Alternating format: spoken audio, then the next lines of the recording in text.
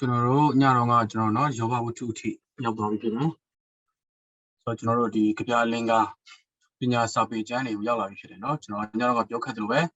ဒီကြပြလင်္ကာကျမ်းတွေထဲမှာမှရောဘဝတ္ထုရဲ့ဒီတုတ်တန်ကျမ်းရဲ့ဒီဒေသနာကျမ်းရဲ့၃ကျမ်းကိုเนาะကျွန်တော်ပညာစာပေကျမ်းဆိုပြီးတော့မှထပ်မံပြီးတော့မှခွဲခြားတာရှိတယ်အထူးသဖြင့်အသက်တာထဲမှာနေ့စဉ်အသက်တာထဲမှာအောင်မြင်သောအသက်တာထဲမှာရရှိဖို့ရန်အတွက်ဘယ်လိုလိုက်လျှောက်သက်ရှိရမလဲဆိုတဲ့နေ့စဉ်ဘဝလမ်းညွှန်ချက်တွေကိုတုံတင်ပေးထားတဲ့เนาะဒီပညာဉာဏ်ပညာနဲ့သက်ဆိုင်တဲ့အစာရေးသားတွေပါလို့เนาะအဲ့၃ဆောင်ကိုအဲ့လိုပြန်ပြီးတော့မှခွဲထုတ်ဖော်ပြရတယ်ဆိုတော့ကျွန်တော်တွေ့ရတယ်ဒီနေ့ကကျွန်တော်စာလံကျမ်းကနေစပြီးတော့မှကျွန်တော်အတူတူကလေ့လာမှာဖြစ်တယ်ဟုတ်ပြီစာလံကျမ်းကိုကျွန်တော်တို့ကြည့်တဲ့အခါမှာဒီနေ့ကျွန်တော်တို့ဒီယုံကြည်သူတော်တော်များများဖတ်ရှုလေ့လာကြတဲ့ဒီအလွတ်ချက်မှတ်ကြတဲ့ကျမ်းစာဖြစ်တယ်စာလံကျမ်းလို့ပြောလိုက်တာနဲ့เนาะကျွန်တော်ယုံကြည်သူတွေလူငယ်သေးတဲ့ယုံကြည်သူတွေတော်တော်များများကိုเนาะဖတ်ဖို့အတွက်စာလံကျမ်းတုတ်တန်ကျမ်းကိုရင်ဖတ်ပါဆိုပြီးတော့ကျွန်တော်လမ်းညွှန်တက်ကြတယ်ဟုတ်ပြီစာလံကျမ်းဘာတွေလဲဆိုကျွန်တော်တို့လေ့လာကြည့်လိုက်တဲ့အခါမှာဒီနေ့เนาะဒီဟေဘရဲလူမျိုးတွေရဲ့เนาะဘုရားကိုကိုးစားတဲ့လူတွေရဲ့အသက်တာထဲမှာဘုရားသူတို့ရဲ့အသက်တာခံစားချက်တွေပုံမှာเนาะဘုရားကိုပြန်လာပြီးတော့မှချီးမွမ်းထားတဲ့အချင်းတွေဖြစ်တယ်ဆိုတော့ကျွန်တော်တွေ့ရတယ်စာလံကျမ်းတွေကိုเนาะကျွန်တော်တို့စာလံကျမ်းတအုပ်လုံးကိုကြည့်လိုက်တဲ့အခါမှာစာလံကျမ်းတအုပ်လုံးကဒီအခုပြောချင်တာလဲဘယ်လိုခေါ်မလဲရေချက်တစ်ခုတည်းကိုရေပြောချင်တာမဟုတ်ဘူးဘာဖြစ်လို့လဲဆိုတော့စာလံကျမ်းမှာရှိတဲ့ဒီတချင်းပေါင်း150ဆိုတော့เนาะတချင်းအပုတ်တင်းတင်းလေးတွေကိုစုထားတဲ့เนาะတေးပေါင်းကျုပ်တစ်ခုနဲ့တူတယ်ဆိုတော့ကျွန်တော်တို့တွေ့ရတယ်ရေးသားတဲ့လူတွေကလည်းမတူဘူးเนาะကျွန်တော်တို့အများဆုံးသိထားတာကတော့ကျွန်တော်စာလံကျမ်းကဒီဂျာဝိတ်ဒီအများဆုံးရေးတယ်လို့ကျွန်တော်သိထားတယ်ဒါပေမဲ့တခြားလူတွေလည်းရေးခဲ့တာလည်းရှိတယ်ဆိုတော့ကျွန်တော်တွေ့ရတယ်စာလံကျမ်းကိုကြည့်တဲ့အခါမှာเนาะခေါင်းစဉ်မျိုးမျိုးနဲ့ရှိတယ်ချို့ငိုကြွေးတဲ့ဝမ်းနဲ့ငိုကြွေးပြီးတော့မှထွက်လာတဲ့တခြင်းတွေရှိတယ်เนาะတချို့ဒီအသက်တာထဲမှာချီးမွမ်းဖို့အတွက်ထွက်လာတဲ့တခြင်းတွေရှိတယ်တချို့တခြင်းတွေကเนาะဒီမေရှိယနဲ့ပတ်သက်ပြီးတော့မှဆက်ဆိုတဲ့တခြင်းတွေเนาะအမျိုးမျိုးရှိတယ်ဆိုတော့ကျွန်တော်တွေ့ရတယ်ဟုတ်ပြီဒီမှာစာလံကျမ်းကိုကျွန်တော်ကြည့်တဲ့အခါမှာအကောင်တော်ချီးမွမ်းခြင်းဒီတန်းခြင်းကျေးဇူးတော်ချီးမွမ်းခြင်းတို့ကိုစုစည်းထားသောကျမ်းဖြစ်သည်ဂျူးလူမျိုးတို့သည်ချီးမွမ်းခြင်းစာအုပ်ဟူ၍သမုတ်ကြလေသည်အကြောင်းမှာဤစာလံကျမ်းကိုတူရိယာများနှင့်အတူတခြင်းချီးမွမ်းကြသောကြောင့်ဖြစ်သည်ယုံကြည်သူတို့သည်ချီးမွမ်းခြင်းနှင့်ဆွတောင်းခြင်းဖြင့်ဘုရားသခင်နှင့်ဆက်သွယ်ကြောင်းဤကျမ်းအဖြစ်နားလည်ရပါသည်ဆိုတော့ကျွန်တော်တို့ဘယ်လိုနားလည်ရလဲဆိုတော့ဒီစာလံကျမ်းကိုဖတ်ပြီးတော့မှဣသရေလလူမျိုးတွေနဲ့ဘုရားနဲ့ဣသရေလလူမျိုးတွေဘုရားကိုကိုးကွယ်ခဲ့တဲ့ပုံစံเนาะသူတို့ရဲ့ကိုးကွယ်ခြင်းအနှစ်သာရကိုကျွန်တော်တို့ဒီစာလံကျမ်းထဲမှာเนาะဒီစာလံကျမ်းကိုဖတ်ပြီးတော့မှနားလည်နိုင်တယ်ဆိုတော့ကျွန်တော်တွေ့ရတယ်ဣသရေလလူမျိုးတွေဘုရားကိုသူတို့ဘယ်လိုပုံစံကိုးကွယ်ခဲ့လဲဆိုရကျွန်တော်တွေ့ရတယ်တချို့စာလံတခြင်းတွေကဒူရိယာနဲ့တီးမှုတ်ပြီးတော့မှတန်စင်နေနဲ့တီဆိုရတဲ့စာလံတခြင်းတွေရှိတယ်တူဦးတဲ့ဆက်ဆိုတဲ့တခြင်းတွေရှိတယ်လို့လူအဖွဲ့အစည်းလူအစည်းအဝေးနဲ့เนาะတူဦးကအရှေ့ကနေတပိုက်တိုင်ပေးတယ်ပရိသတ်ကနေတပိုက်လိုက်ဆိုတယ်လို့အတုံးနဲ့เนาะဒီလိုမျိုးရွတ်ဆိုပြီးတော့မှเนาะချီးမွမ်းကြတယ်တခြင်းတွေလည်းရှိတယ်ဆိုတော့ကျွန်တော်တွေ့ရတယ်ဟုတ်ပြီဆိုတော့ကျွန်တော်တို့ဒီမှာကြည့်တဲ့အခါမှာစာလံကျမ်းကိုသူတို့ရေးခဲ့လဲဆိုတော့ဒီမှာရေးသားတဲ့လူအများကြီးရှိပါတယ်ဒီမှာဒါဝိဒ်လည်းရေးခဲ့တယ်အာသဆိုတဲ့ပုဂ္ဂိုလ်လည်းရေးခဲ့တယ်ကောရိုက်သားများရှောလမုန်မင်းကြီးเนาะဒီမှာဟေမန်အေတန်နဲ့မောရှေဆိုပြီးတော့မှเนาะကျွန်တော်တို့ဒီမှာစာလံကျမ်းကိုအများကြီးရေးသားတဲ့လူအများကြီးရှိတယ်ဆိုတော့ကျွန်တော်တို့လက်ခံတဲ့လူကတော့စာလံကျမ်းကအจิกထာဝရဘုရားကိုသူတို့ချီးမွမ်းဆက်ဆိုတဲ့တခြင်းဖြစ်တဲ့အတွက်ထာဝရဘုရားကိုရည်ရွယ်ပြီးဆက်ဆိုတဲ့တခြင်းဖြစ်တဲ့အတွက်ဘုရားသခင်ဖြစ်တယ်ဖြောင့်မတ်တော်သူများဣသရေလလူမျိုးများနဲ့လူသားအလုံးနဲ့သက်ဆိုင်တယ်ဆိုပြီးတော့ကျွန်တော်တွေ့ရတယ်ဆိုရေးသားတဲ့အချိန်ကာလကတော့เนาะသူတို့အရန်ကြာပါတယ်ဘာလို့လဲဆိုတော့တခြင်းတစ်ပုဒ်နဲ့တစ်ပုဒ်ရေးသားတဲ့အချိန်ကာလတွေမတူတာဖြစ်တဲ့အတွက်เนาะဒီမှာကျွန်တော်ကြည့်တဲ့အခါမှာ1440 BC ကနေ980 BC အကြားမှာเนาะရေးဆက်ခဲ့တယ်လို့ကျွန်တော်တို့ခန့်မှန်းရပါတယ်ဆိုပြီးသူရဲ့ရည်ချက်တွေကိုကျွန်တော်ကြည့်တဲ့အခါမှာ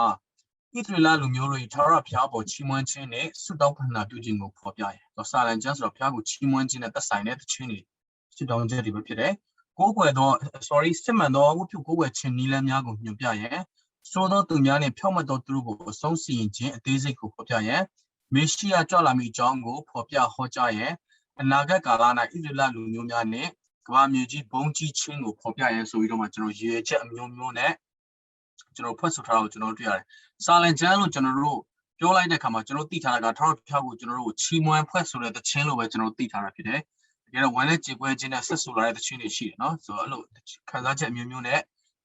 ပုံစံအမျိုးမျိုးနဲ့ဆက်ဆိုထားတယ်ဆိုတော့ကျွန်တော်တွေ့ရတယ် ဟုတ်ပြီစာလံကျမ်းအဓိကကျမ်းပိုင်းကတော့ဒီမှာအသက်ရှိသောသူပေါင်းတို့သည်ထာဝရဘုရားကိုချီးမွမ်းကြစေဟာလေလုယာတဲ့ကျွန်တော်တို့ချီးမွမ်းခြင်းကိုခံထိုက်သောသူဟာ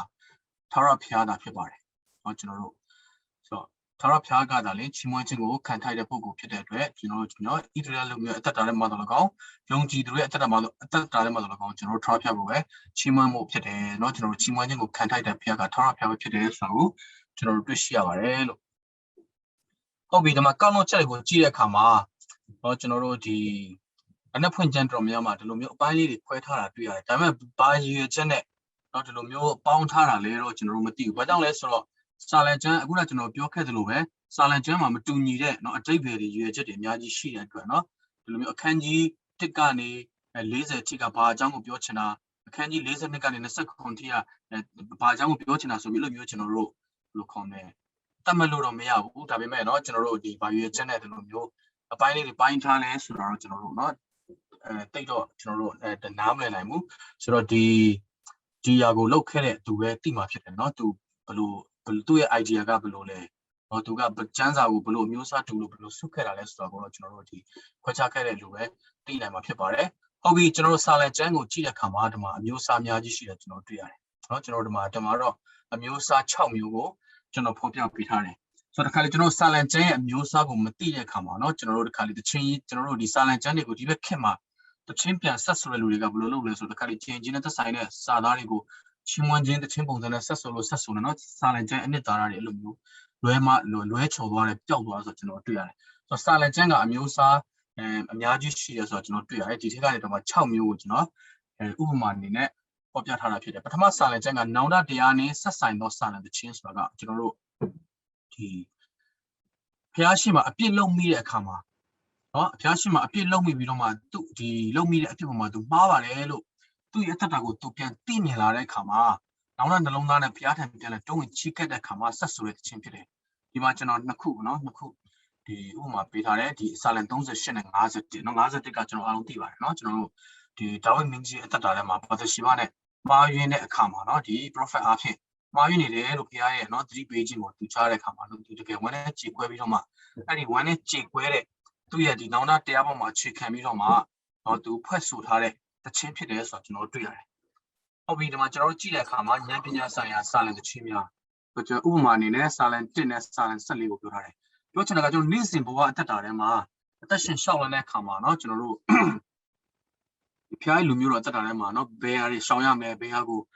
ဘယ်လိုခေါ်မလဲလောက်ဆောင်ရမယ်ဆိုတဲ့တုံသင်ချက်တွေနေ့စဉ်ဘဝတုံသင်ချက်တွေကိုလက်ပတ်သက်ပြီးတော့မှဆက်ဆိုထားတဲ့တခြင်းတွေဖြစ်တယ်ဒီစာလံကျမ်းဒါပေမဲ့သူ့ကိုဉာဏ်ပညာစာပေရေးသားထဲမှာဘာကြောင့်မထည့်ရလဲဆိုတော့ဒီဉာဏ်ပညာနဲ့သက်ဆိုင်တဲ့စာလံရေးသားအနေငယ်ပဲပါတာဖြစ်လို့ဖြစ်တယ်ဆိုတော့ဒါပေမဲ့အဲ့လိုမျိုးဉာဏ်ပညာနဲ့သက်ဆိုင်တဲ့နေ့စဉ်ဘဝတုံသင်ချက်တွေကိုအများကြီးရေးထားတဲ့ကျမ်းစာတွေဥပမာတုတ်တန်ကျမ်းတို့လိုဒေသနာကျမ်းတို့လိုယောဘဝတ္ထု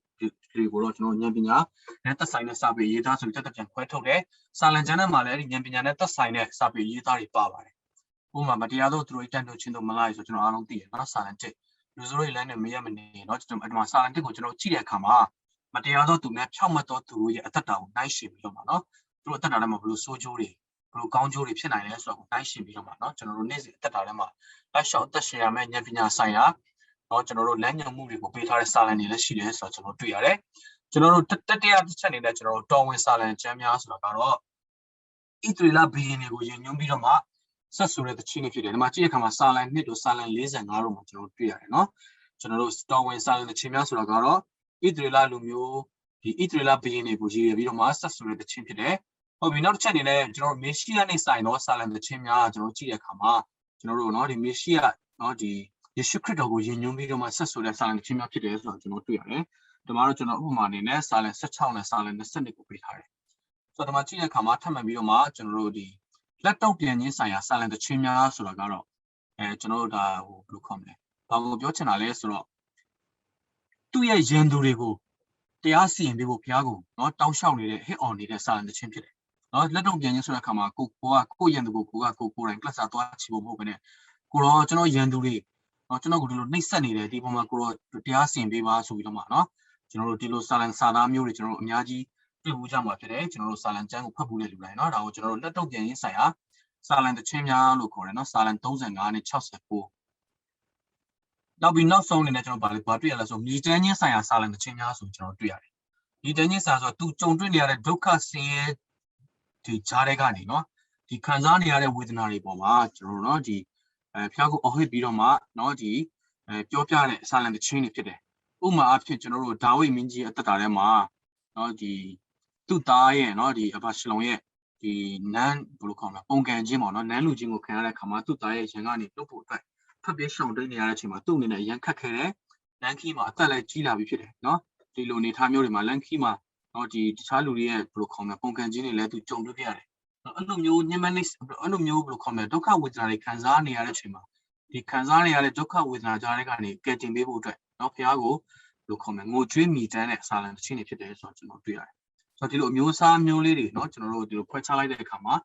စာလံတစ်ချင်းကိုဖတ်တဲ့အခါမှာစာလံနော်ဒီကျမ်းစာကိုဖတ်တဲ့အခါမှာပို့ပြီးတော့မှနားလည်သဘောပေါက်လို့ဆိုတော့ကျွန်တော်တွေ့ရတယ်တချို့စာလံတစ်ချင်းတွေကလည်းဒီလိုမျိုးနော်ဒီ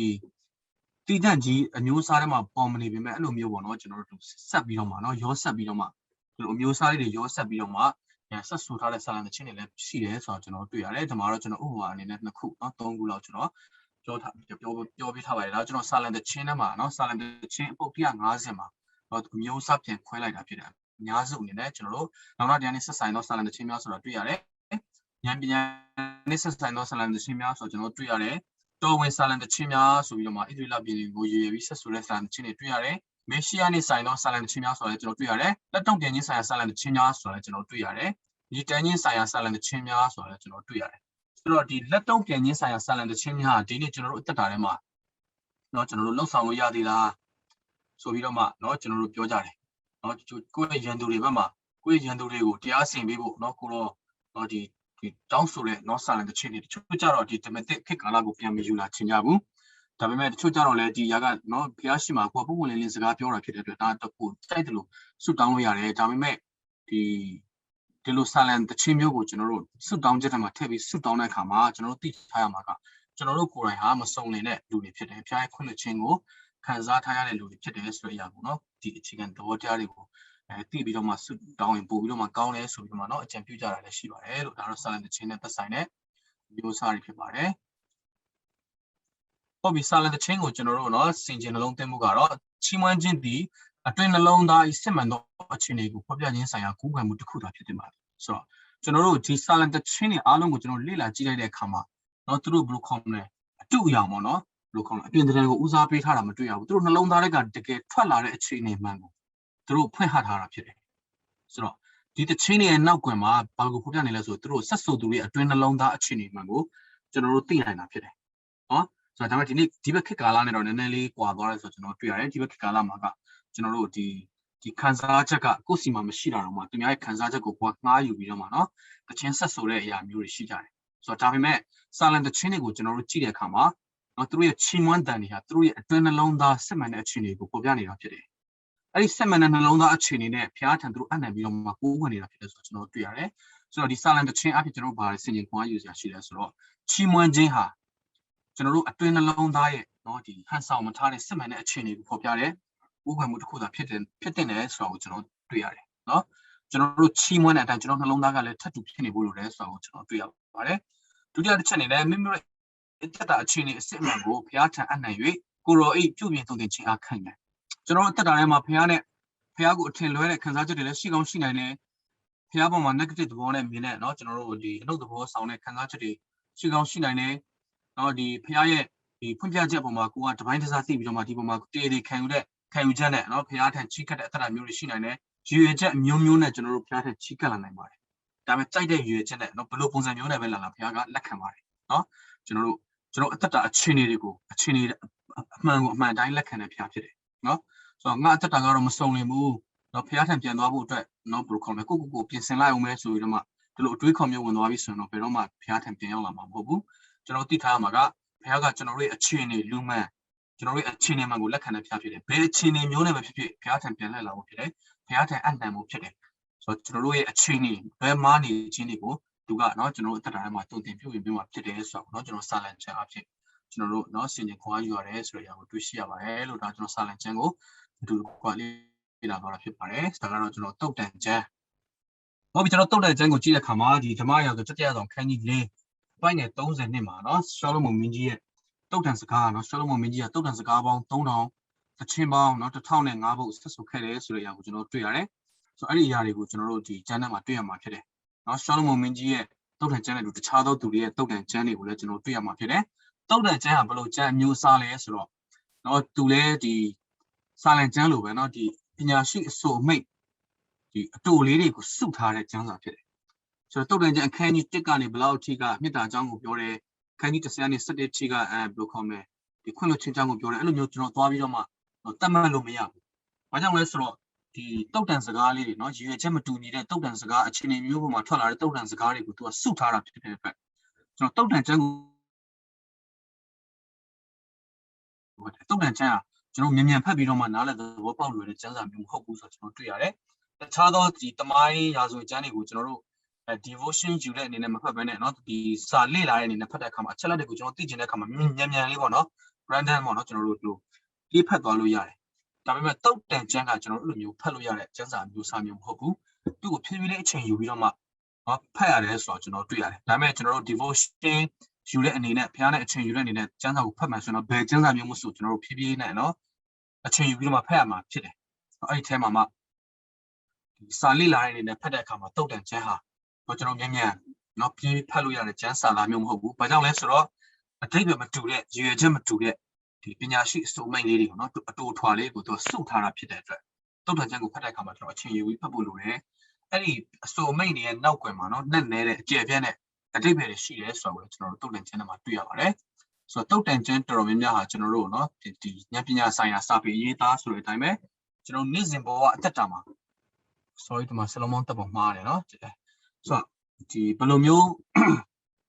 အသက်ရှင်လိုက်ရှောက်ရမယ်ဆိုတဲ့အရာကိုเนาะကျွန်တော်တို့ဒီဉာဏ်နဲ့ရှင်ပြီးတော့မှเนาะဆုံးဖြတ်ရမယ့်အရာတွေเนาะဒီအရာကိုအဓိကတုံတင်ထားရဆိုတော့ကျွန်တော်တွေ့ရတယ်ဆိုတော့တုတ်တန်ကျမ်းတော်တော်များများကကျွန်တော်တို့เนาะဒီဂရိတော်စကားအနေနဲ့ကျွန်တော်တို့ယူလို့မရဘူးဘာကြောင့်လဲဆိုတော့ဂရ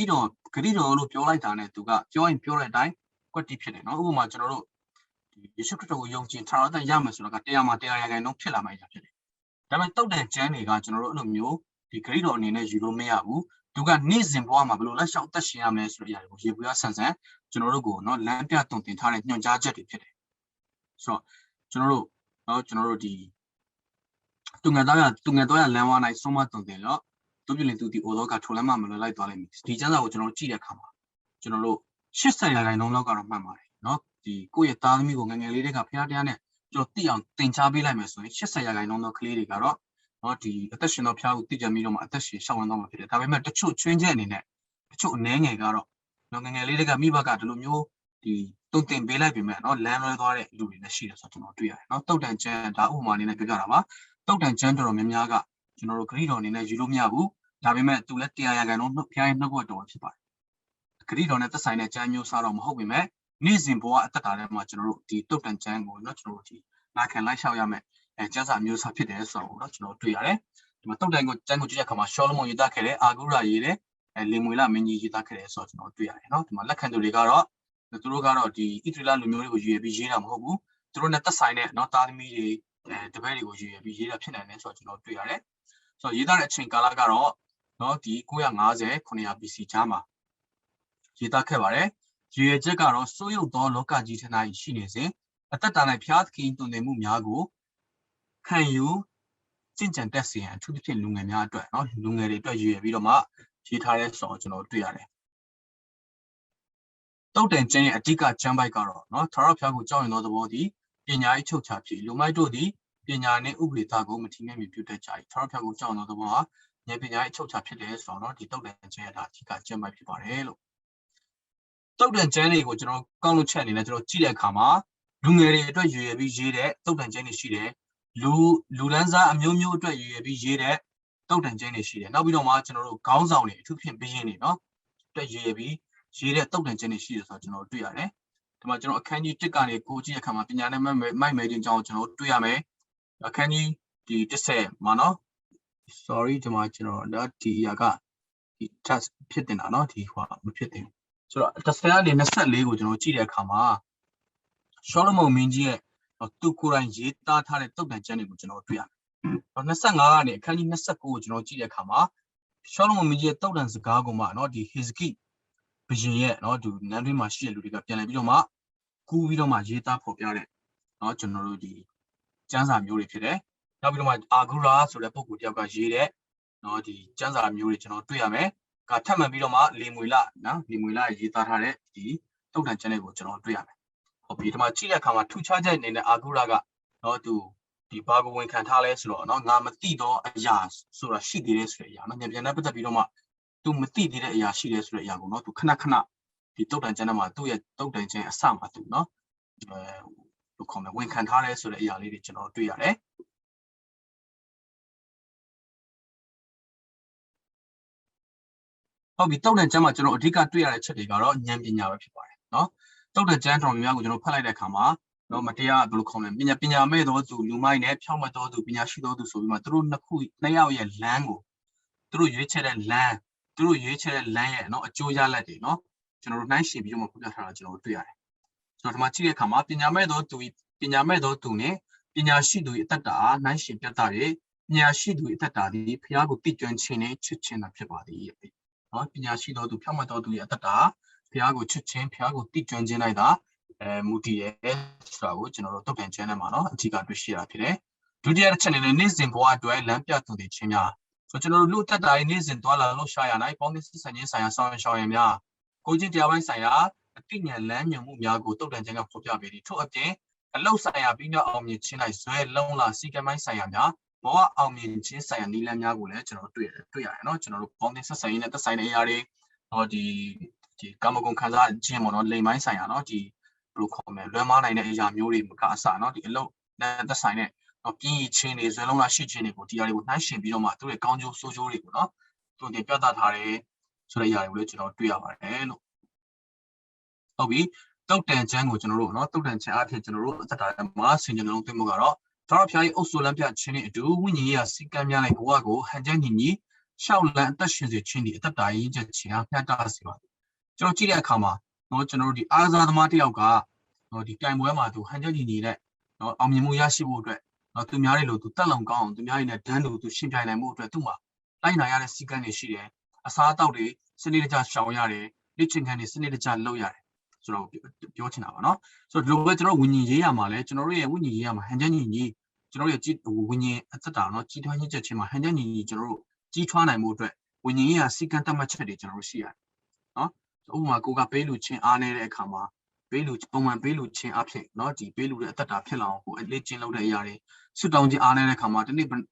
်နိုင်ဆွတောင်းမဲ့ဘယ်နဲ့ချင်းဆွတောင်းမဲ့ဆိုပြီးတော့မှနော်ဘယ်လိုခေါ်မလဲအချိန်လေးတွေတတ်မှတ်ပြီးတော့မှကိုယ့်ရဲ့ဝิญဉ်အသက်တာကိုနော်ပုံမှန်ဖြစ်အောင်လေ့ကျင့်လာတဲ့အရာတွေဆိုတော့ကျွန်တော်တို့ဒီဝิญဉ်ရေးအပိုင်းဆိုင်ရာမှာလဲဝิญဉ်ရေးကစီကံချက်တွေရှိတယ်ဆိုတော့ကျွန်တော်တွေ့ရတယ်နော်ဆိုတော့ဒီစီကံချက်တွေအတိုင်းကျွန်တော်တို့အသက်တာထဲမှာ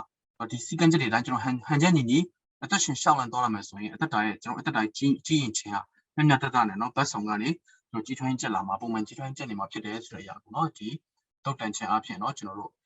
ဒါစဉ်းစားဆင်ခြင်မိတဲ့အရာကိုကျွန်တော်ဖော်ပြသွားတာဖြစ်ပါတယ်လို့ဟုတ်ပြီဒါကတော့ကျွန်တော်ဒေသနာကျမ်းဖြစ်ပါတယ်ဒေသနာကျမ်းကိုကျွန်တော်တို့ကြည့်တဲ့အခါမှာကျွန်တော်စောစောကပြောခဲ့တယ်လို့ပဲကျွန်တော်တို့ဒေသနာကျမ်းဟာပညာနော်ပညာစာပေကျမ်းဖြစ်တယ်နော်ဉာဏ်ပညာနဲ့ပတ်သက်ပြီးတော့မှလူဘဝနဲ့ပတ်သက်ပြီးတော့မှနော်ဆင်ခြင်တွေးခေါ်ထားတဲ့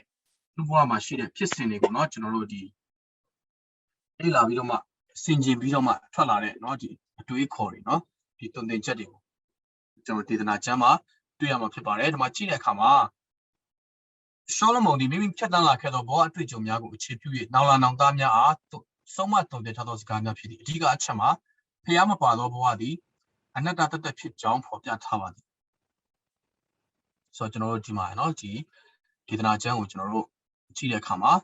ရေးသားသူကတော့ရှောလမုန်ဖြစ်တယ်လက်ခံသူကတော့လူငယ်များဖြစ်တယ်ရေးသားတဲ့အချိန်ကာလ935 BC ဖြစ်တယ်ရေချက်ကတော့ဖျားသခင်မှာအပလောကအရာများသည်လူသားတို့အားပျော်ရွှင်နှစ်သိမ့်မှုပေးနိုင်ကြောင်းအထူးပေါ်ကျူးလို့ခြင်းဆိုပြီးတော့ကျွန်တော်တွေ့ရတယ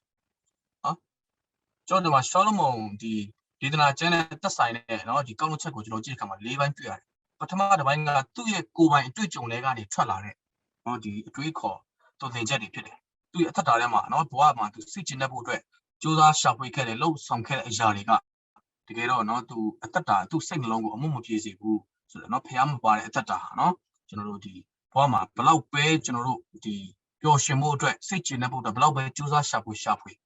ကျွန်တော်တို့ဘယ်တော့မှအဆုံးဆိုတာမရှိဘူးဆိုတဲ့အရာကျွန်တော်တွေ့ရတယ်နောက်တစ်ခါအခန်းကြီး3နဲ့5မှာသူ့ရဲ့နော်ဘဝနဲ့ပတ်သက်တဲ့ရေဘူးရဆိုင်ရာနော်ဒီအကြမ်းပြင်းသူလေ့လာတွေ့ရှိတဲ့အရာတွေနော်ဘဝမှာကျွန်တော်ကြုံတွေ့နေရတဲ့အရာတွေကျွန်တော်တို့ရရှိတဲ့ဘဝတွေဘုရားခွင့်ပြုထားလို့ဖြစ်တယ်ကျွန်တော်အနေနဲ့လှုပ်ဆောင်လို့ရတာကဒီຢာတွေပေါ်မှာကျွန်တော်ပြောင်းလဲဖို့ပဲဖြစ်တယ်ဆိုပြီးတော့မှာနော်ကျွန်တော်တို့ဒါတွေအားလုံးဘုရားခင်ခွင့်ရှိလို့ကျွန်တော်တို့ခံစားရတာဖြစ်တယ်ဆိုပြီးတော့နော်ကျွန်တော်တို့ဘဝအတွေ့အကြုံပိုင်းဆိုင်ရာရေဘူးရလေ့လာတွေ့ရှိချက်တွေကိုကျွန်တော်တွေ့ရတယ်နောက်ပြီးတော့ဒီမှာ touch တွေ့တဲ့ခါမှာသူ့ရဲ့လက်တွေ့ကျင့်သုံးမှုဆိုင်ရာသူမြင်ချက်တွေလည်းကျွန်တော်တွေ့ရမှာဖြစ်တယ်အဆုံးသတ်ပါနော်ကျွန်တော်တို့ဒီရှောလမုန်မင်းကြီးရဲ့နှိတ်ကုံစကားကိုလည်းကျွန်တော်တွေ့ရမှာဖြစ်တယ်เนาะဒီမှာအပိုင်း၄ပိုင်းကျွန်တော်တို့ခွဲခြားထားတယ်ဆိုတော့အမှကျွန်တော်ဘာတွေ့ရမလဲဆိုတော့ကျွန်တော်တို့အသက်တာထဲမှာเนาะကိုဘလောက်ပဲကြိုက်လို့ပြောင်းဝင်ကြိုက်လို့အသက်ရှင်နေပါစေเนาะကျွန်တော်တို့ဘုရားကတစ်ချိန်ချိန်မှာပြန်တရားစီမှာဖြစ်တယ်ဆိုတော့เนาะကျွန်တော်တို့အရာတွေလည်းဖော်ပြထားတယ်နောက်ပြီးတော့မှဘဝမှာဘုရားမပါဘူးဆိုရင်အလကားပဲဖြစ်တယ်ဘလောက်ပဲကြောချမ်းသာနေပါစေဘလောက်ပဲအောင်မြင်နေပါစေเนาะဘုရားမပါတဲ့အသက်တာဘယ်တော့မှအလိုဆန္ဒမပြည့်စုံနိုင်ဘူး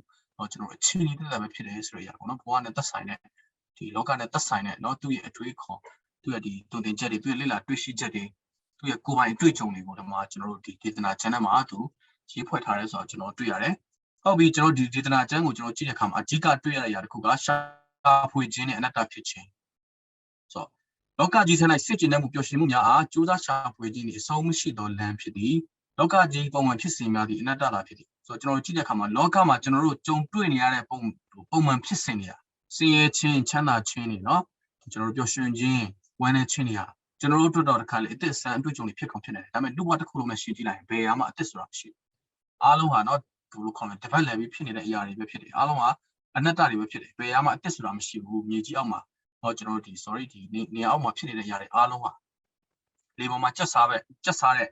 ရာတွေပဲဖြစ်တယ်အချင်းကြီးတက်တာဖြစ်တယ်ဆိုတာကိုကျွန်တော်တို့เนาะဒီဒေသနာကျမ်းအဖြစ်တွေ့ရှိရတယ်လောကမှာကျွန်တော်တို့စိတ်ကျဉ်တဲ့ဖို့အတွက်ကျွန်တော်ပျော်ရွှင်ဖို့အတွက်ကျွန်တော်ကောင်းကောင်းခံစားဖို့အတွက်ရှာဖွေတဲ့အရာဟာကဘယ်တော့မှအဆုံးဆိုတာမရှိဘူးဘယ်တော့မှပန်းနိုင်ဆိုတာမရှိဘူးဆိုတော့เนาะကျွန်တော်တို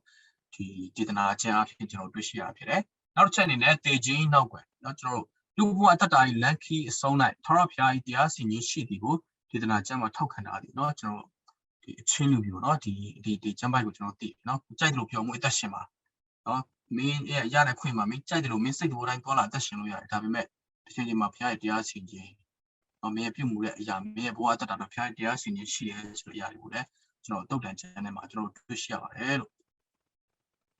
့ဟုတ်ပြီလူဘဝရဲ့အတိတ်ပဲဆိုတာပါလဲဆိုတာကိုလည်းကျွန်တော်တွေ့ရတယ်ဆိုတော့ကျွန်တော်ဒီကဘာဦးကျမ်းမှာကျွန်တော်တို့အတူတကွလေ့လာခဲ့တယ်မှာကျွန်တော်ပြောခဲ့တယ်လူကိုလူပီတစေသောအရာလူနဲ့တိရစ္ဆာန်နဲ့ခြားနာသွားစေသောအရာကဘုရားရဲ့ပုံသဏ္ဍာန်တော်ပဲဖြစ်တယ်ဆိုတော့ကျွန်တော်တွေ့ရတယ်ဒီမှာလဲလူဘဝရဲ့အတိတ်ပဲဆိုတာပါလဲကျွန်တော်ထပ်လေ့လာတဲ့အခါမှာလူဘဝရဲ့အတိတ်ပဲကထာဝရဘုရားကိုတိကျွမ်းခြင်းထိုဘုရားကိုကြောက်ခြင်းနဲ့နာခံအသက်ရှင်ခြင်းပဲဖြစ်တယ်ထိုအသက်ရှင်သောဘုရားကိုကျွန်တော်တို့ရဲ့အသက်တာထဲမှာမသိရှိဘူးဆိုရင်လူဘဝเนาะအတိတ်ပဲမဲ့နေတဲ့အရာနဲ့အထူးတူပဲဖြစ်တယ်ဆိုတော့เนาะကျွန်တော်ဒီဒေသနာကျမ်းကဖော်ပြထားတယ်ဆိုတော့ကျွန်တော်တွေ့ရတယ်ဟုတ်ပြီဒီမှာလူရဲ့အသိပညာဆိုတဲ့အရာကိုလည်းကျွန်တော်တွေ့ရတယ်ဒီမှာကြည့်တဲ့အခါမှာလူရဲ့အသိဉာဏ်ဟာတဲ့ကန့်သက်ချက်အတွင်းသာရှိပြီးတော့လူဘဝပြဿနာအားလုံးကိုအဖြစ်မပေးနိုင်ဘူးဆိုတော့ကျွန်တော်တို့ရဲ့ကိုယ်အဉာဏ်ကိုအမိပြုပြီးတော့မှကိုယ်ဟာနဲ့ကိုယ်စူးစမ်းလှုပ်ဆောင်တဲ့အရာတွေဖြည့်ရှင်းတဲ့အရာတွေကဘယ်တော့မှကျွန်တော်အမြဲတမ်းတော့ကျွန်တော်တို့ပြင်လည်သွားမှာမဟုတ်ဘူးအမြဲတမ်းတော့အလုပ်ဖြစ်မှာမဟုတ်ဘူးเนาะကျွန်တော်တို့ဒီမှာဘဝကိုနားလည်သဘောပေါက်ခြင်းနဲ့မှန်ကန်သောရွေးချယ်မှုများအရေးမြစ်ပြီးထာဝရဘုရားတော်လည်းဖြစ်သည်ထာဝရဘုရားကိုတည်ကျွမ်းသောအတ္တတာထိုဘုရား၌တည်သောအတ္တတာကသာလေကျွန်တော်တို့ရဲ့အတ္တတာထဲမှာဉာဏ်ပညာဖြစ်စေတယ်ကျွန်တော်တို့ရဲ့နေ့စဉ်ရွေးချယ်မှုတွေဆုံးဖြတ်ရမယ့်အရာတွေမှာဘယ်လိုရွေးချယ်ဆုံးဖြတ်ရမလဲဆိုတော့ထိုဘုရားကပဲ့ပြင်ပေးတယ်ဆိုတော့ကျွန်တော်တွေ့ရတယ်ဆိုတော့ဒီအရာကိုကျွန်တော်ညှင်းပယ်ပြီးတော့မှကိုယ့်ရဲ့အသိဉာဏ်ကိုပဲကိုအားကိုးပြီးတော့မှဖြည့်ရှင်းတဲ့ຢာတွေကပြည်လေကောင်းပြည်လေသွားနိုင်တယ်တချို့သောကိစ္စတွေမှာဒါပေမဲ့အမြဲတမ်းတော့အလုပ်မဖြစ်ဘူးအမြဲတမ်းတော့အဖြစ်မဖြစ်ဘူးဆိုတော့ကျွန်တော်တွေ့ရတယ်ဆိုတော့လူဘဝရဲ့အသိဉာဏ်เนาะလူရဲ့အသိဉာဏ်ပညာအကန့်အသတ်ချက်တာဖြစ်တယ်ထာဝရဘုရားမပါတဲ့သက်တာเนาะကျွန်တော်ရေးပြောချင်တာဖြစ်ပါတယ်လို့ဟုတ်ပြီကျွန်တော်တို့ဒါကတော့ဒီကျွန်တော်ဒေသနာကျမ်းနဲ့ပတ်သက်ပြီးတော့မှเนาะဒီကျွန်တော်တို့အတူတူကเนาะလေ့လာစီရင်ခွာယူသွားတာဖြစ်တယ်ကျွန်တော်ထပ်မှတ်ပြီးတော့မှကျွန်တော်တို့ဗာတွေ့ရလဲဆိုဒီရှောလမုန်တခြင်းနိကန်เนาะရှောလမုန်တခြင်းကိုကျွန်တော်တွေ့ရတယ်ဆိုတော့ဒီကျမ်းစာကကျွန်တော်တော်တော်များများယုံကြည်သူတော်တော်များအထက်ထဲမှာလစ်လျူရှုခံရတဲ့ကျမ်းစာဖြစ်တယ်ဒီတစ်ဖြစ်ကျွန်တော်တို့ဒီကျမ်းစာတော်တော်များမဖတ်ဖြစ်ကြဘူးဆိုတော့ကျမ်းစာကိုဖတ်တဲ့အခါမှာလဲဘယ်လိုခေါ်မလဲတိတ်ပြီးခွာရတယ်လို့မခံစားရတဲ့ကျမ်းစာဖြစ်တယ်ဆိုတော့ဒီကျမ်းစာကိုနော်ဘာရွေချက်နဲ့ရေးသားခဲ့လဲကျွန်တော်ကြည့်တဲ့အခါမှာတကယ်တော့ဒီချစ်ချင်းမြတ်တာနဲ့ပတ်သက်ပြီးတော့မှနော်ရေးသားခဲ့တဲ့ကျမ်းစာဖြစ်တယ်ဆိုတော့ကျွန်တော်အထူးသဖြင့်ဘယင်တွေရဲ့ဒီထိမ်းများခြင်းလက်ထပ်ခြင်းတွေထဲမှာနော်လက်ထပ်ခြင်းအခမ်းအနားတွေထဲမှာကျွန်တော်တို့ဒီ ဒီသူတို့တီဆိုကြတာဖြစ်တယ်နော်ဒီချစ်ချင်းမြတ်တာပွဲချင်းလေးကိုသူတို့အခမ်းအနားတွေမှာပြင်နေလက်ထပ်ထိန်းထားခြင်းအခမ်းအနားတွေမှာသူတို့တီဆိုဖို့အတွက်ဆက်ဆူထားတဲ့ချင်းတွေဖြစ်တယ်ဆိုတော့ဒီချင်းတွေကိုတော့နော်ဒီကျမ်းစာထဲမှာနော်ဖျားရဲ့နှုတ်ဘတ်တော်ထဲမှာပါလာတာဖြစ်တဲ့အတွက်တချို့ကြတော့လေဒီထာဝရဘုရားနဲ့ဣသရေလလူမျိုးရဲ့ချစ်ချင်းမြတ်တာဘုရားကဣသရေလလူမျိုးမှာဘယ်လောက်ချစ်လဲဆိုတာကိုနော်ကျွန်တော်တို့ဒီရှောလမုန်သခင်အဖြစ်ကျွန်တော်တွေ့နိုင်တယ်ဆိုပြီးတော့မှတချို့ကြတော့လေပြောကြတယ်တချို့ကြတော့လေယေရှုခရစ်တော်နဲ့အသင်းတော်ရဲ့ချစ်ချင်းမြတ်တာကိုဖွဲ့ဆိုတဲ့အရာဖြစ်တယ်ဆိုပြီးတော့မှကျွန်တော်တို့နော်ဒီပုံဆောင်တယ်ဆိုပြီးတော့မှသူတို့ပြောကြတယ်ဒါပေမဲ့ဒီရှောလမုန်သခင်ကိုကျွန်တော်ကြည့်လိုက်တဲ့အခါမှာနော်ဒီပုံဆောင်ဆက်ဆိုထားတဲ့အစာအကျမ်းအရေးသားမတွေ့ရဘူးနော်သခင်တည်တဲ့မှာဖြစ်တယ်ဆိုတော့ကျွန်တော်တွေ့ရတယ်အဓိကကတော့ကျွန်တော်တို့ဒီအိမ်ထောင်တွေနော်ဒီဇနီးမောင်နှံတွေကြားထဲမှာနဲ့သက်ဆိုင်တဲ့ချစ်ချင်းမြတ်တာဖခင်ကောင်းကြီးပေးထားတဲ့အရာတစ်ခုဒီကာမနဲ့သက်ဆိုင်တဲ့ချစ်ချင်းပေါ့နော်ဖခင်ကောင်းကြီးပေးထားတဲ့အရာတစ်ခုကိုဖခင်ရဲ့နီလန်အတိုင်းကျွန်တော်ဘယ်လိုပြောင်းမှုအသက်ရှင်လဲဆိုပြီးတော့မှပဲဒီကျမ်းစာဆိုလိုရင်းကအဓိကအဲ့ဒီအရာကိုပဲကျွန်တော်တွေ့ရှိရတယ်ဒါပေမဲ့ကိုကြိုက်တဲ့ကိုအမြင်နော်ကိုကြိုက်တဲ့ဘက်ကနေကျွန်တော်ကြိုက်တယ်လို့ဆွဲယူခွန်အားယူလို့ရပါတယ်ဒါကတော့ကျွန်တော်တို့ဟုတ်ပြီကျွန်တော်စလိုက်ဒီရှောလမုန်ချင်းကိုကျွန်တော်ကြည့်တဲ့အခါမှာချင်းပေါင်း105ဘုတ်ဆက်ဆိုထားခဲ့တယ်ဆိုတော့ကျွန်တော်ဒီဓမ္မရာဇဝင်တက်ဆောင်မှာကျွန်တော်တွေ့ရတယ်ဆိုတော့ကျွန်တော်တို့ဒီရှောလမုန်ချင်းမှာလည်းကျွန်တော်တွေ့ရမှာဖြစ်တယ်ကောင်းတို့ကသူတို့သားနဲ့သူတို့သမီးတို့၏မြတ်တာ၌နောက်ဆုံးဖက်ခြင်းအကြောင်းကိုဖော်ပြခြင်းဖြစ်သည်ဆိုပြီးတော့မှကျွန်တော်တို့เนาะဒီရှောလမုန်ချင်းကိုကျွန်တော်တို့တွေ့ရတယ်ဟုတ်ပြီဘယ်သူရေးခဲ့တာလဲဒီမှာရှောလမုန်ရေးတယ်လို့ပဲကျွန်တော်လက်ခံကြပါတယ်ရေးသားခြင်းက980 BC ဖြစ်တဲ့ရွေချက်ကတော့မင်္ဂလာဆောင်ခြင်းနဲ့အိမ်တော်တဲ့ဘဝ၏အရေးပါသောအကြောင်းကိုဖော်ကျူးရန်ဣသရေလအပေါ်ဘုရားသခင်ကြီးမားသောမြတ်တာအကြောင်းကိုဖော်ပြရန်အသင်းတော်အပေါ်ခရစ်တော်၏မြတ်တာအကြောင်းကိုဖော်ပြရန်ဆိုတော့ကျွန်တော်တို့ကျမ်းစာနှုတ်ဘတ်တော်နဲ့ပတ်သက်ပြီးကျွန်တော်နားလည်ထားရမှာကနှုတ်ဘတ်တော်မှာကျွန်တော်တို့ဒီအဓိပ္ပာယ်တစ်ခုလည်းရှိပါတယ်ဒါပေမဲ့အဲ့ဒီအဓိပ္ပာယ်တစ်ခုလည်းကိုအသက်တိုင်ရှုထောင့်မျိုးကနေကိုကြိုက်တယ်လို့ဆွဲခွန်အားယူလို့ရပါတယ်เนาะဆိုတော့ဒီမှာကျွန်တော်တို့ဒီရွေချက်၃ခုမှာကျွန်တော်ကြည့်လိုက်တဲ့အခါမှာတကယ်ဒီရှောလမုန်သခင်ရဲ့တကယ်အဓိပ္ပာယ်ကမင်္ဂလာဆောင်ခြင်းနဲ့ကျွန်တော်အိမ်တော်တဲ့ဘဝရဲ့အရေးပါအကြောင်းကိုပဲဖော်ကျူးထားတဲ့အချင်းဖြစ်တယ်ဒါပေမဲ့ဒီအောက်ကနှစ်ချက်ကတော့ဒီရှောလမုန်သခင်ပေါ်မှာကျွန်တော်ကြည့်ပြီးတော့မှဘယ်လိုမျိုးเนาะအသက်တာထဲမှာဘယ်လိုခွန်အားယူလဲဆိုတဲ့အရာကိုကျွန်တော်တို့เนาะ application လုပ်ပြီးဆွဲထားတဲ့အချက်လေးတွေဖြစ်ပါတယ်လို့ဟုတ်ပြီဒီမှာရှောလမုန်ချင်းအဓိကကျမ်းပိုက်ကတော့ငါချစ်ရသခင်ဒီငါကိုဆိုင်တော်မူပြီးငါဒီလည်းသခင်ကိုဆိုင်ပြီးနှင်းတော်၌ကျက်စားတော်မူပြီးเนาะဒါသူချစ်ချင်းမြတ်တာနဲ့သက်ဆိုင်တဲ့သူရဲ့ဒီအချစ်ဆက်လမ်းပေါ့เนาะဒီပတ်သက်တဲ့เนาะဒီကျမ်းစာလေးဖြစ်ပါတယ်လို့ဟုတ်ပြီကျွန်တော်ဒီရှောလမုန်ချင်းမှာကြည့်တဲ့အခါမှာเนาะဒီဇက်ကောင်3ခုတွေ့ရတယ်เนาะဒီသူတို့သမီးနဲ့တိုးထင်းလေးနဲ့เนาะဒီဘရင်ဖြစ်တဲ့ရှောလမုန်เนาะသူတို့ရဲ့ဇက်ကောင်3ကောင်ဇက်ကောင်ဒီ3ယောက်အသက်တာကျွန်တော်တွေ့ရတယ်တချို့ကြတော့လဲ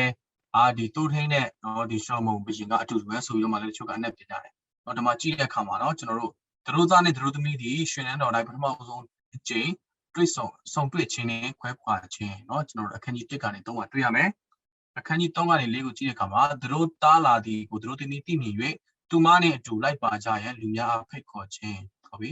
ကျွန်တော်9ကနေ6ကိုကျွန်တော်ကြည့်တဲ့အခါမှာသူတို့သမီးအိပ်ပျော်ချိန်တိုင်းသူတို့သားနဲ့ခဏခွဲခွာရတော့လဲပြန်လည်ဆုံတွေ့ခြင်းနောက်ဆုံးအနေနဲ့ချစ်သူနှုတ်ဤမြတ်တာ၌ဆုံဖက်ခြင်းဆိုပြီးမှเนาะဒါချစ်ချင်းမြတ်တာနဲ့ပတ်သက်တဲ့ဒီနှုတ်လည်းဖြစ်နိုင်တယ်သုံးပွင့်ဆိုင်လည်းဖြစ်နိုင်တယ်သူတို့ရဲ့ချစ်ချင်းမြတ်တာနဲ့သက်ဆိုင်တဲ့အဖြစ်အပျက်တစ်ခုကိုเนาะဖွဲ့ဆိုပြီးတော့မှရည်ညွှန်းထားတဲ့ကျမ်းစာဖြစ်ပါတယ်လို့ဟုတ်ပြီကျွန်တော်တို့ဒီကျမ်းကိုကျွန်တော်တို့ကြည့်တဲ့အခါမှာဘာကိုအဓိကအလေးပေးဖော်ပြတာလဲဆိုအကျဉ်းလင်များတို့၏မြတ်တာတရား၌ပျော်မွေ့အသက်ရှင်ခြင်းကိုအထူးအလေးပေးဖော်ပြပါတယ်ကျွန်တော်တို့ဒီအိမ်တော်ကြီးဒုက္ခเนาะဒီဆိုတဲ့အရာကဒီเนาะကျွန်တော်တို့ဒီဘယ်လိုခေါ်မလဲစန့်ကျင်မဲ့လိန်ကိုစိတ်ဝင်စားရဲဆိုတဲ့ဒီစိတ်ဆန္ဒကเนาะဒီအိမ်တော်ကြီးဆိုင်ရာနဲ့သက်ဆိုင်တဲ့အရာကဘုရားကောင်းကြီးပေးထားတဲ့အရာတစ်ခုဖြစ်တယ်။ဘုရားခင်ပြင်ဆင်ပေးထားတဲ့ကဘာဦးထဲမှာအကလေးကအာရနဲ့အင်းဝဒ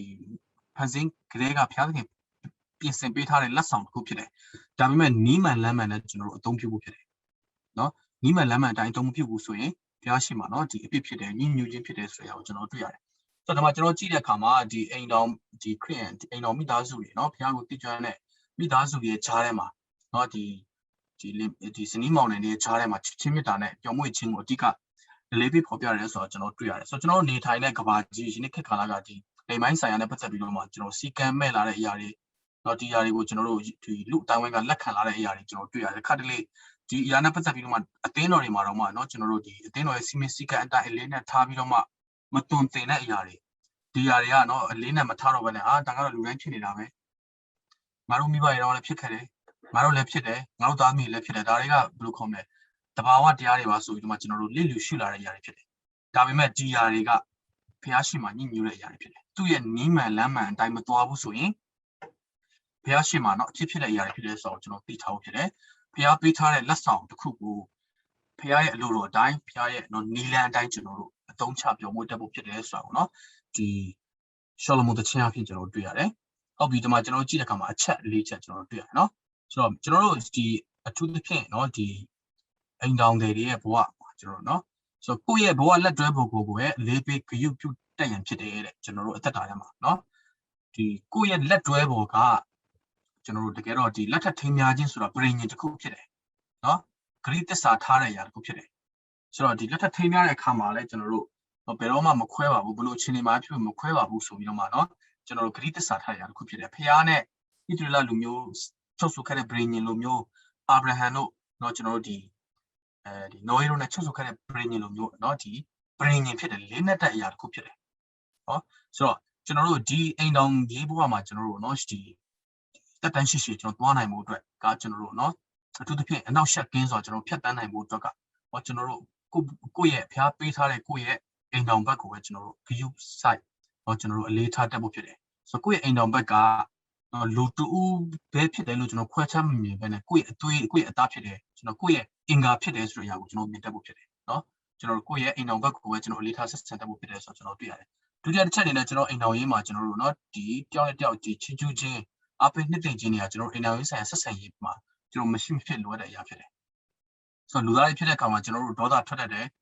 နော်ကျွန်တော်တို့ဒီစိတ်ခံစားချက်တွေမတူတဲ့အခါမှာတော့ကျွန်တော်အလုံးမကြတာတွေနော်တူဝတူအပြည့်ပုံချတာတွေတော့ကျွန်တော်ရှိမှာပဲဒါပေမဲ့ဒီຢာတွေက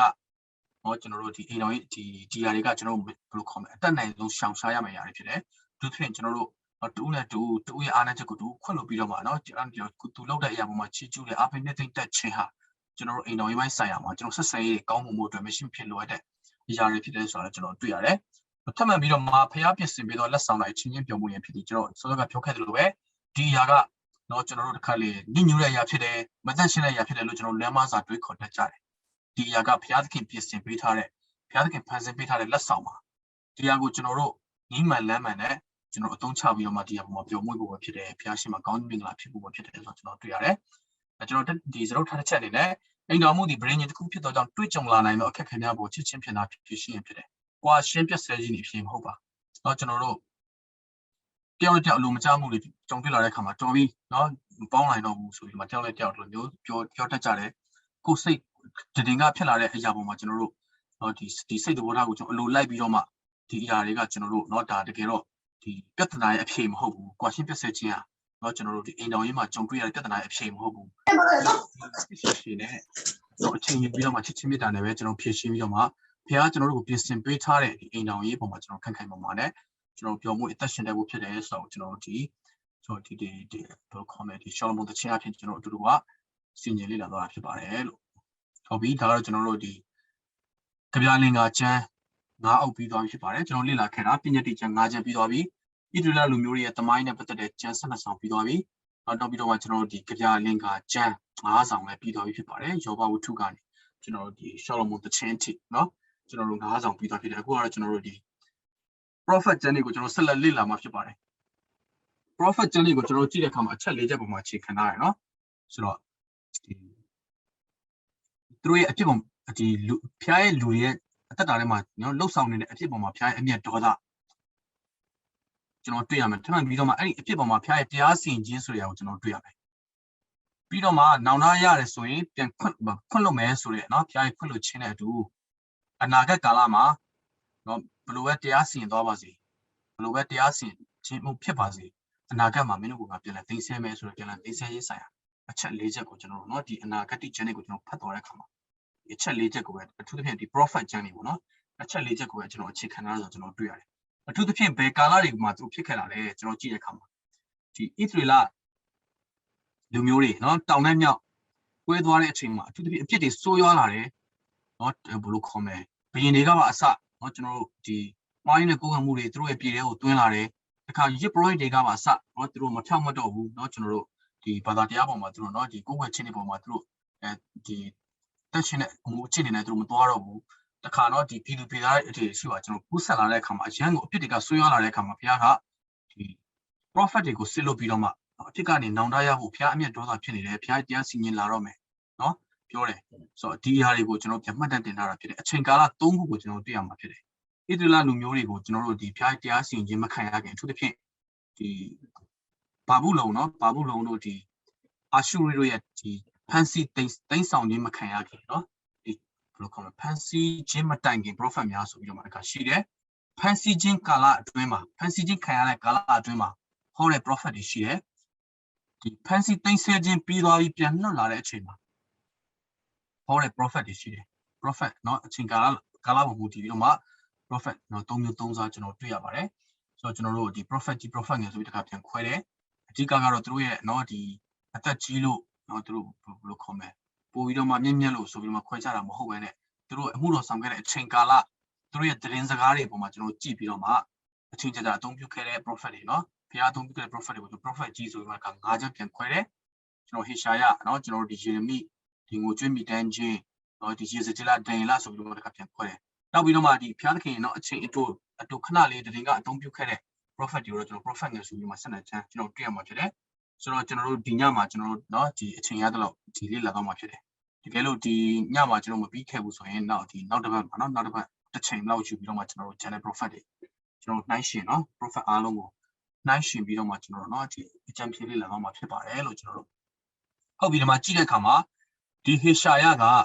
ကြုံခံရမတိုင်ကြီးเนาะဖန်စီတိန်ဆဲခြင်းမတိုင်ကြီးဟောတဲ့ prophet ဖြစ်တယ်သူတစ်ဖြစ်ဘရင်30-40လောက်သူ့ရဲ့တက်တာထဲမှာလက်ထက်မှာသူဟောခဲ့တာဖြစ်တယ်เนาะသူတစ်ဖြစ်ဒီဟေဇကိမင်းတို့လိုမင်းကောင်းတွေလက်ထက်မှာလည်းသူရှိခဲ့တယ်ဆိုတော့ဒီ prophet တော်များများကကျွန်တော်တို့ဒီယူဒပြည်ကိုရွေးပြီးဟောတာကျွန်တော်တွေ့ရတယ်เนาะဆိုတော့ယူဒပြည်ကနေထွက်လာတယ်ယူဒပြည်ဒီဘက်ကိုတော်များရွေးပြီးဟောရဆိုတော့ကျွန်တော်တွေ့ရတယ်တချို့သော prophet တွေကလည်းဣသရေလတိုင်းပြည်အတွက်ပဲရွေးပြီးဟောရဲဆိုတော့ကျွန်တော်တွေ့ရတယ်เนาะဆိုတော့ဒီ prophet ဟေရှာယကသူကဒီဣသရေလလူမျိုးအတွက်လည်းဟောခဲ့တယ်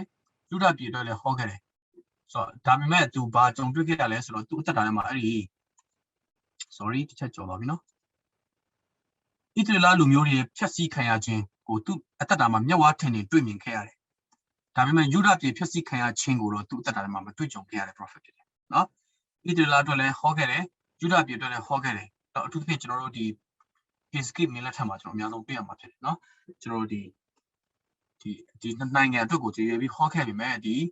ဣသရေလတိုင်းပြည်ဖြတ်စည်းခံရခြင်းကိုတော့သူလက်ထက်မှာမျက်ဝါးထင်ထင်တွေ့ခဲ့ရတယ်ဒီယူဒပြည်ဖြတ်စည်းခံရတဲ့အချိန်မှာတော့သူမရှိတော့ဘူးเนาะဒီ prophet ကကြုံခံဖန်ဆီးခြင်းမတိုင်ခင်ဟောတဲ့ prophet ဖြစ်တယ်။ကျွန်တော်ကြည့်တဲ့အခါမှာဘုရားသခင်ရဲ့ကြံခတ်ခြင်းကိုကြိုတင်ဟောပြောတဲ့အနာဂတ်ချမ်းဖြစ်တယ်။အောဇီမင်းအနိစ္စရောက်ချိန်မှာသူကနန်းတော်ထဲမှာကြီးလာတဲ့เนาะမင်းတွေကနေဆင်းသက်လာတဲ့သူတစ်ယောက်ဖြစ်တယ်။နန်းတော်ထဲမှာကြီးလာတဲ့သူတစ်ယောက်ဖြစ်တယ်။ကြည့်တဲ့အခါမှာယောသန်မင်းအာခတ်မင်းဟေဇကိမင်းတို့လက်ထက်မှာကျွန်တော်တို့ယေရုရှလင်မြို့မှာ prophet ပြုဟောခဲ့ပြီးဘုရားသခင်ဒီသူ၏လူမျိုးတော်တို့ကိုအီဂျစ်လက်ထက်မှာကယ်နှုတ်ခဲ့သည်နည်းတူဘာဘူးလုံလက်ထဲမှာလည်းကယ်နှုတ်မိအကြောင်းကြိုတင်ဟောခဲ့တယ်။ဆိုတော့ကျွန်တော်ကြည့်တဲ့အခါမှာသူဟောတဲ့အချိန်မှာဒီယူဒတိုင်းပြည်ကဘာဘူးလုံလက်ထဲမရောက်သေးဘူး။ဒါပေမဲ့သူရဲ့ prophet စကားထဲမှာတခါတည်းပါပြီးသား။မင်းတို့အပြစ်ကြောင့်မင်းတို့ကိုတရားစီရင်မယ်။မင်းတို့ရန်သူတွေအဖြစ်မင်းတို့ကိုတော့ညှဉ်းပန်းနှိပ်စက်မယ်။အဲ့ဒီနောက်ကွယ်မှာမင်းတို့ကိုပြန်လဲသိမ်းဆဲမယ်ဆိုတော့ဖျားရဲ့ကယ်တင်ခြင်းကိုတော့တခါတည်းဖော်ပြထားပြီးသားဖြစ်တယ်။တော့ဖျားရဲ့တရားစီရင်ခြင်းတွေကနေသူ့ရဲ့မေတ္တာဆိုတဲ့အရာကိုကျွန်တော်တွေ့ရှိရဖြစ်တယ်။အထူးသဖြင့်တော့ယေရှုခရစ်တော်နဲ့ပတ်သက်ပြီးတော့မှလည်းအကြီးက prophet ပြုခဲ့တဲ့ဒီ prophet တစ်ပါးဖြစ်တယ်ယေရှုခရစ်တော်မေရှိယဆင်းကြွလာမယ်ဘယ်လိုမျိုးဝေဖွာလာမယ်ဆိုတဲ့အရာတွေအထိအသေးစိတ်တော်များများကိုဒီအချက်လက်စုံစုံလင်လင်နဲ့ဟောခဲ့တဲ့ prophet တစ်ပါးဖြစ်တယ်ဆိုကျွန်တော်တွေ့ရတယ်ကျွန်တော်ဒီခရစ်ဝင်ကျမ်းတွေလေ့လာတဲ့အခါမှာဟေရှာယရဲ့အနာဂတ်ကျမ်းတော်များများကိုကိုးကားထားတယ်ဆိုတော့ကျွန်တော်တွေ့ရတယ်ဟုတ်ပြီကျွန်တော်တို့ကြည့်တဲ့အခါမှာရေးသားသူကတော့ဟေရှာယပဲဖြစ်ပါတယ်လက်ခံသူများကတော့ယူဒပြည်နဲ့ယေရုရှလင်မြို့ရေးသားချိန်690 BC ရွေချက်ကတော့ယူဒလူမျိုးများဘုရားသခင်တန်ပြန်လှည့်လာစေတယ်။ကေတင်ချင်းဒီမရှိအဖြစ်သာရရှိကြောင်းဖော်ပြရဆိုပြီးတော့မှရေးချက်တစ်ခုနဲ့ဟောခဲ့တာဖြစ်ပါတယ်။အဓိကကျမ်းပိုက်ကတော့ကျွန်တော်တို့ဒီမှာယေရှုခရစ်တော်ကိုဒီဝေဒနာခံစားရအစီကံတယောက်အနေနဲ့လူရဲ့အဖြစ်ကိုယူတင်ဝတ်ဆောင်ပြီးတော့မှဝေဒနာကိုခံစားဒီလူရဲ့အဖြစ်တွေအတွက်ခံသွားတဲ့ဒီကျွန်တော်တို့ဒီ suffering servant လို့ခေါ်တာပေါ့ဒီဝေဒနာခံစားနေရတဲ့စေကံတယောက်အနေနဲ့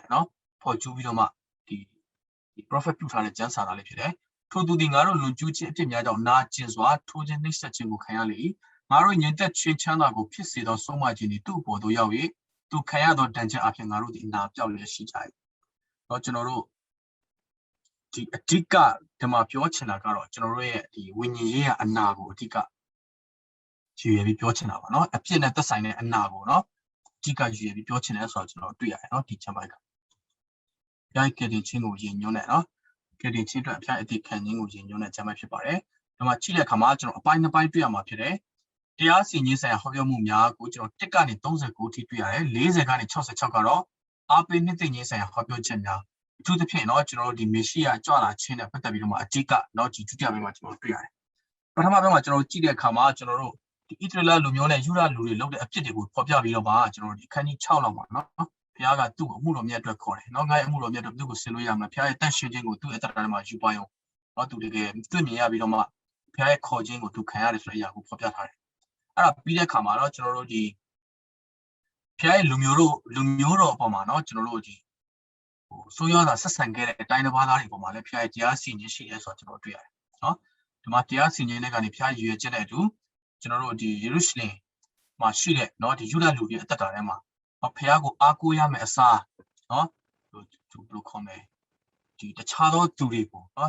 တခြားသောတိုင်းပြည်ကเนาะအားကြီးတဲ့လူတွေကိုအားကိုးမိတဲ့အရာတွေကိုကျွန်တော်တွေ့ရမယ်နောက်ပြီးတော့မှဘီယင်ဟင်စကီလက်ထက်မှာဖြစ်ပျက်ခဲ့တဲ့အရာတွေနော်ဒီအရာတွေနဲ့ပတ်သက်တဲ့သမိုင်းဖြစ်ပျက်တွေကိုကျွန်တော်တို့ဒီဟေရှာယကျမ်းထဲမှာကျွန်တော်တို့တွေ့ရမှာဖြစ်တဲ့ဒီအရာတွေကိုကျွန်တော်နှိုင်းယှဉ်ဖတ်တယ်ဆိုတော့ပို့ပြီးတော့မှ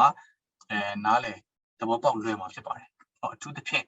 နော်မေရှိယကြွလာခြင်းကိုအဓိကထားပြီးတော့မှဟောခဲ့တဲ့ prophet တစ်ပါးဖြစ်တယ်ဆိုတော့ကျွန်တော်တွေ့ရတယ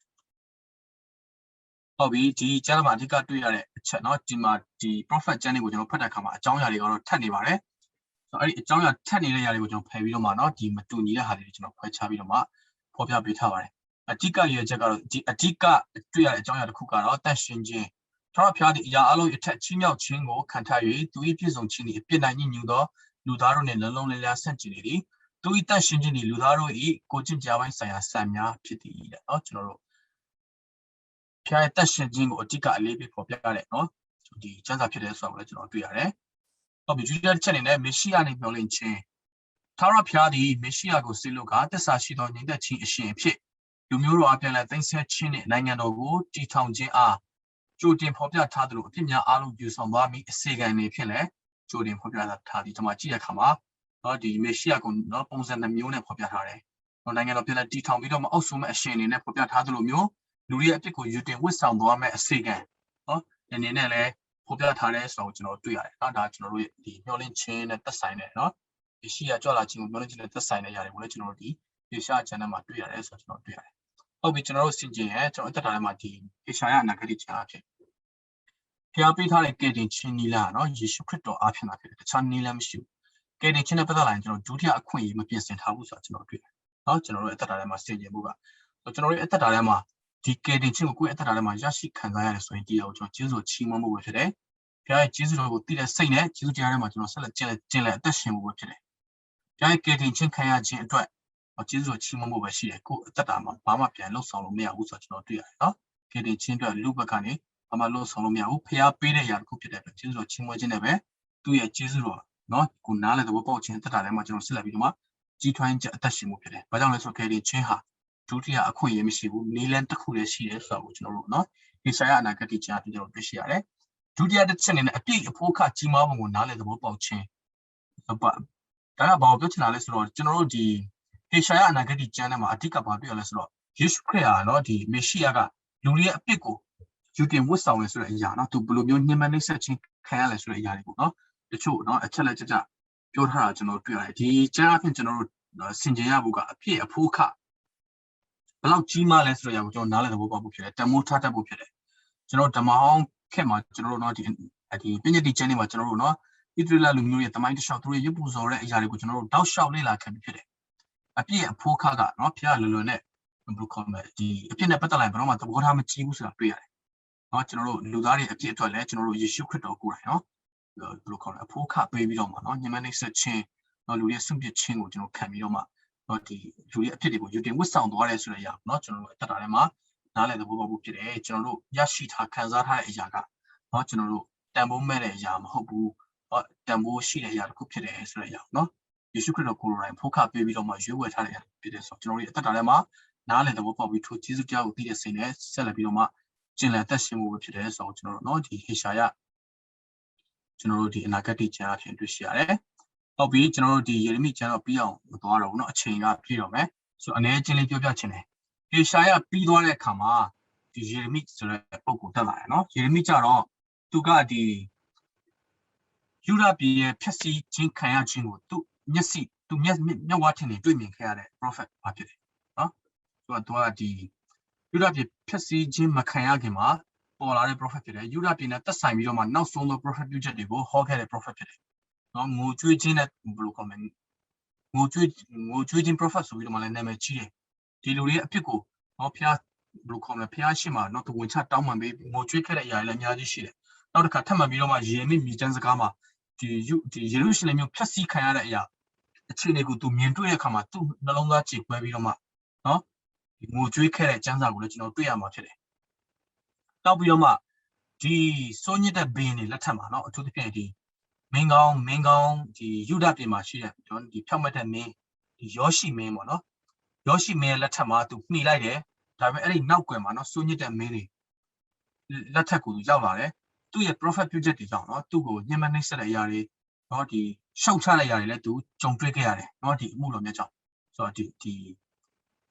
ဒါကယေရမိနဲ့ပတ်သက်ပြီးတော့မှကျွန်တော်တို့နော်ထိလာသွားတာဖြစ်တယ်အထူးသဖြင့်ကျွန်တော်တို့ဒီယူဒဘုရင်တွေတမိုင်းမှာနော်ဟေဇကိနဲ့ယောရှိမင်းဆိုတာကတော့ကျွန်တော်တို့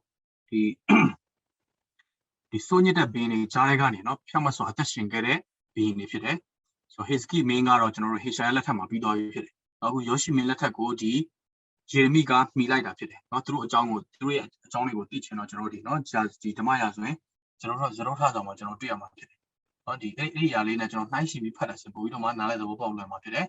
ဆိုတော့အဲ့ဒီယောရှိမင်းလက်ထက်မှာမှီပြီးတော့မှနောက်ဆုံးမင်းဆုံးမင်းညစ်30လောက်ထိနော်သူ prophet ပြုခဲ့တယ်သူ့ရဲ့ prophet ပြုချက်ကြောင့်ညမနှိစက်ခြင်းတွေခံခဲ့ရတယ်လူတွေဆွန့်ပစ်ခြင်းကိုခံခဲ့ရတယ်တခါနော်ယူဒပြည်ဖြက်စီခြင်းခံရတဲ့အရာကိုမျက်စိထဲမှာမျက်ဝါးထင်နေတွေ့ခဲ့ရတဲ့ prophet ဖြစ်တယ်ဆိုတော့ကျွန်တော်တွေ့ရတယ်ဆိုမနေ့ဖြန်မှာဒီຢာနဲ့ပတ်သက်ပြီးကျွန်တော်မနေ့ဖြန် sorry ကျွန်တော်ဒီနောက်တစ်ပတ်မှာပေါ့နော်ဒီယေရမိအနာဂတ်ကျမ်းနဲ့ပတ်သက်ပြီးတော့မှကျွန်တော်ဆက်လက်လေ့လာမှာဖြစ်တယ်ဆိုတော့ဒီညတော့ကျွန်တော်တို့အချိန်ပြည့်သွားပြီဖြစ်တဲ့အတွက်ကျွန်တော်တို့ဒီလောက်နဲ့ပဲကျွန်တော်တို့နော်ဒီနှုတ်ဘတ်တော်လေ့လာခြင်းကိုအဆုံးသတ်မှာဖြစ်တယ်ကျွန်တော်တို့အသက်တာထဲမှာလည်းနော်ဒီနှုတ်ဘတ်တော်သက်ဆိုင်ပြီးနော်အသက်တာထဲမှာအကျိုးတစ်ခုခုခံစားရမယ်လို့ပြောလိုက်ပါတယ်